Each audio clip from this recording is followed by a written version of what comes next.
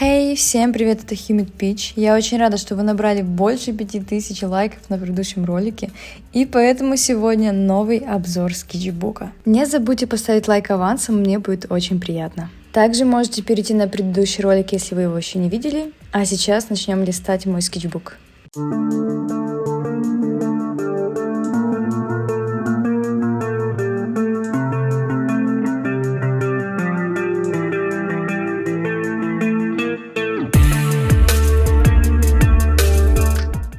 Сегодня я решила не просто комментировать свои работы, но еще поразмышлять и поразговаривать с вами, потому что если вы задаетесь вопросами, что нарисовать, тогда это видео для вас. Я хочу с вами поделиться не только своим мнением по поводу скетчбука и скетчинга, но и также помочь найти вдохновение и идеи для своих работ. И если вам интересно, какие материалы я использовала в этом альбоме, то, пожалуйста, заглядывайте в описание под видео. Ну и да, немного погодите, я еще начну перечислять и подкидывать вам идеи, но послушайте вот это. Честно говоря, я не из тех людей, которые недооценивают скетчи. Как вы видите, я сама очень часто рисую и показываю вам то, что у меня получается.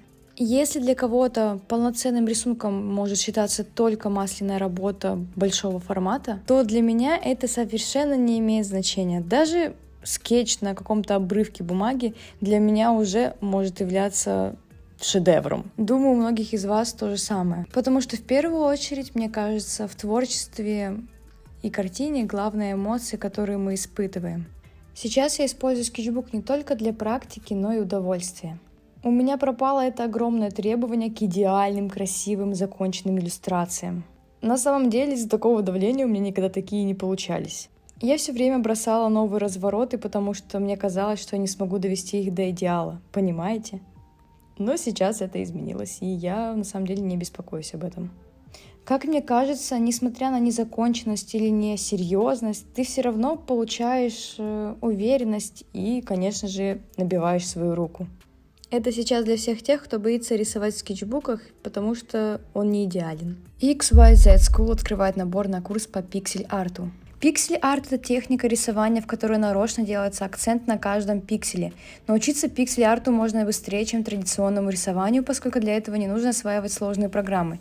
Без пиксель-арта у нас не было бы ни Hyperlight Drifter, ни Oval Boy. Данный курс подойдет для новичков, которые не умеют рисовать и мечтают создавать собственные инди-игры, или же для художников, которые хотят освоить новый стиль и приемы. На курсе ты познакомишься с принципами и правилами пиксельной графики и освоишь основные художественные приемы.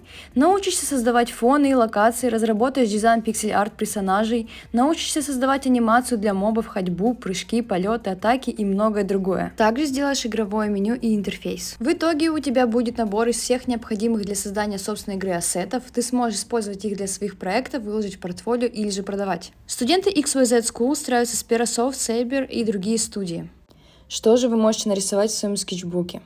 Один из вариантов — это начать отрисовывать разные элементы, которые у вас очень плохо получаются, или получаются не совсем как вы хотите. Например, для меня таким предметом является анатомия человеческого тела. Именно поэтому в моих скетчбуках сейчас не только портреты. Кстати, не забудьте подписаться на мой канал, если этого еще не сделали, и, конечно же, поставить лайк авансом. Также скетчбук, конечно же, является отличным пространством для экспериментов. В такие моменты главное не думать и отключать свою голову на какое-то время, чтобы тем самым не ограничивать себя и свои возможности. Потому что часто именно наш мозг ограничивает нас, и мы перестаем воплощать свои идеи, потому что просто боимся, что это не получится. И поэтому, если к вам пришла какая-то прикольная идея в голову или вас что-то вдохновило, то сразу садитесь рисовать. Не откладывайте это на потом. Сами подумайте, как много референсов мы сохраняем на Пинтересте и потом их не рисуем. Потому что их либо слишком много, либо у нас нет времени, и мы постоянно как-то оправдываемся. А если вы не знаете, откуда брать идеи, то все очень просто. Думаю, у каждого есть интернет, ведь вы сейчас смотрите мое видео. Также вам прекрасно могут помочь те же фотографии в интернете, в Пинтересте, Инстаграме и вообще любые источники, где вы можете вдохновиться природой, человеком и любыми предметами. Вы можете копировать эти фотографии и добиваться реализма. Или же пытаться нарисовать абстракцию из того, что видите. И это касается не только фотографий в интернете, но и в целом реальной жизни. Если вокруг вас падает красивый свет или красиво разбросаны вещи, нарисуйте их, почему и нет? Попытайтесь увидеть красоту именно в простых вещах, вокруг себя. Да даже не обязательно рисовать это, просто начните замечать эти вещи. Еще вы можете нарисовать автопортрет. Как вы знаете или заметили, я очень люблю рисовать своих фотографий. Возможно, это не всегда видно, но в целом это очень удобный способ для того, чтобы воплощать свои идеи. Вы можете сфотографировать себя в любой позе, с любым ракурсом, поворотом головы. Это будет не только хорошей практикой, но и хорошим экспириенсом для вас. Возможно, если вы сейчас не любите свое лицо, то вы сможете его полюбить.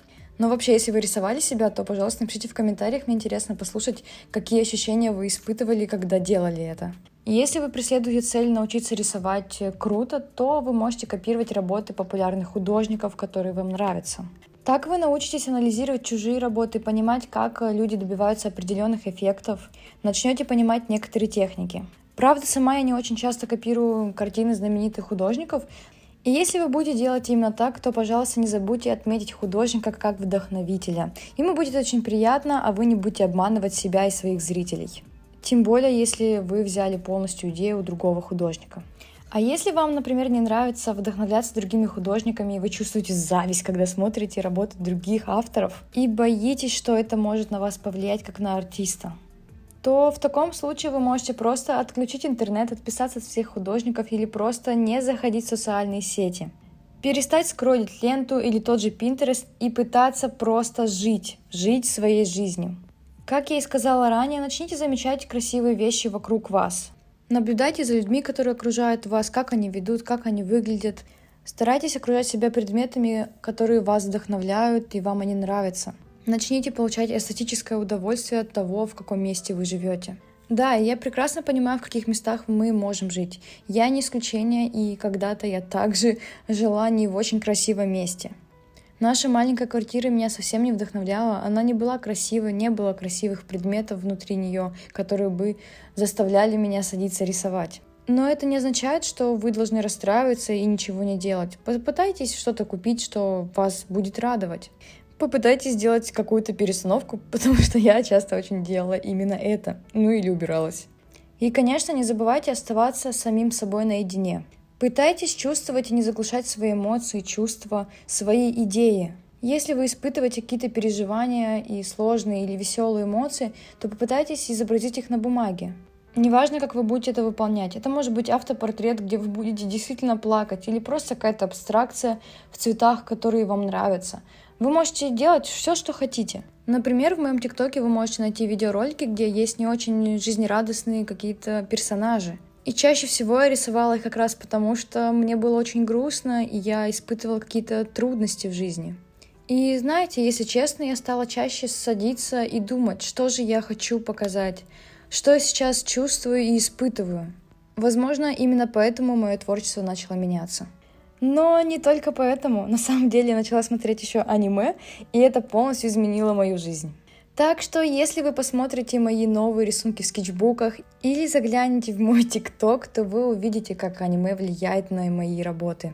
Если раньше, несмотря на то, что я смотрела аниме, у меня был все равно стереотип, что аниме — это просто персонаж с большими глазами, то сейчас для меня это максимально волшебные миры, которые только могут быть. Это могут быть какие-то неведомые существа или максимально динамичные бои. Ну и, конечно, немножко странные, неестественные позы, но которые выглядят максимально круто. Так что, если вы хотите наблюдать дальше за моим творчеством, за моим прогрессом и развитием как художником, то не забудьте подписаться на мой Инстаграм, Ютуб и ТикТок. Но если вы хотите меня поддержать финансово, то можете сделать это на Patreon, где я делюсь больше контентом и скетчами, или просто скинуть донаты на Donation Alerts. Я стараюсь всегда с вами делиться только тем, чем я занимаюсь сама. И поэтому я бы хотела с вами поговорить про картинки 18+. Возможно, для кого-то это будет неловко, неудобно и пошло, но на самом деле для творческого человека, особенно художника, обнаженная натура — это огромный плюс. Ты не только развиваешься и учишь анатомию, когда рисуешь с обнаженной натуры, но и, конечно же, получаешь эстетическое удовольствие от человеческого тела. И у тебя нет никаких мыслей о каких-то развратных вещах, когда ты рисуешь человека с натуры. Например, я впервые в этом году посетила наброски с натуры, и мне очень безумно понравилось. Я не чувствовала стеснения, когда рисовала какую-то незнакомую мне девушку. Зато я смогла разглядеть многие моменты человеческого тела, которые до этого не могла видеть просто на фотографиях.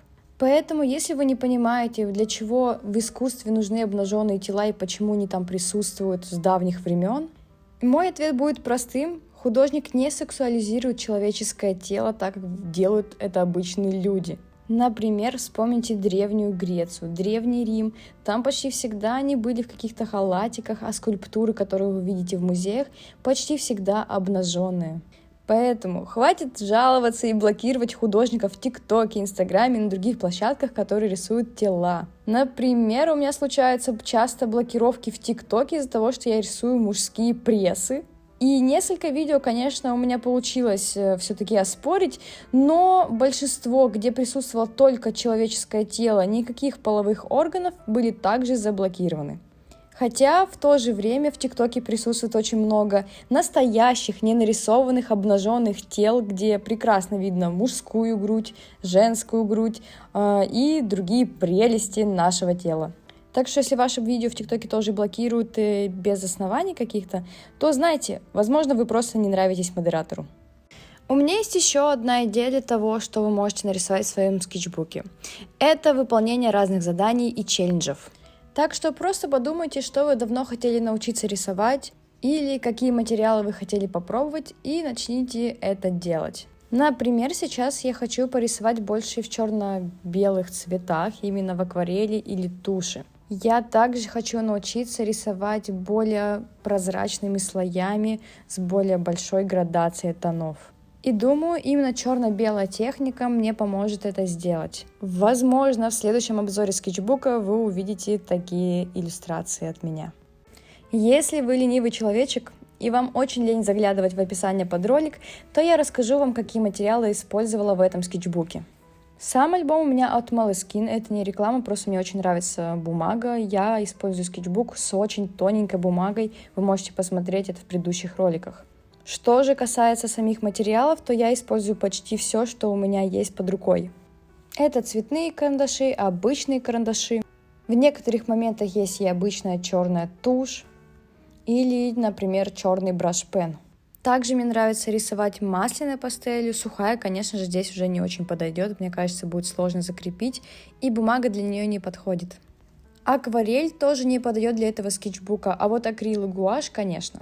Только и здесь нужно быть аккуратным, потому что такие материалы при использовании очень большого количества воды могут очень сильно размягчить бумагу. Вы можете использовать разные гелевые ручки, микроны, это все будет хорошо работать в этом скетчбуке. В некоторых моментах, конечно, может просвечивать бумага, но ничего страшного в этом нет. И, кстати, я заметила очень большой плюс в цветных карандашах в рисовании в скетчбуках. Они, в отличие от обычных карандашей, не оставляют следов на обратной стороне. Поэтому именно цветными карандашами вы можете рисовать именно на развороте и при этом не бояться, что рисунок на другой страничке может испачкаться. И, конечно же, я с вами не прощаюсь. Я включу приятную музыку на фоне, чтобы вы досмотрели мой скетчбук до конца. А если вам есть что добавить или вы имеете свое мнение насчет вещей, о которых я сказала в данном видеоролике, то не волнуйтесь и пишите свои вежливые комментарии у меня под видео. Я буду рада почитать ваши комментарии. Ну а если вас вдохновили мои видеоролики или рисунки, которые вы здесь увидели, то я буду рада услышать ваши комплименты. Ну а сейчас хочу пожелать вам приятного просмотра и до скорых встреч!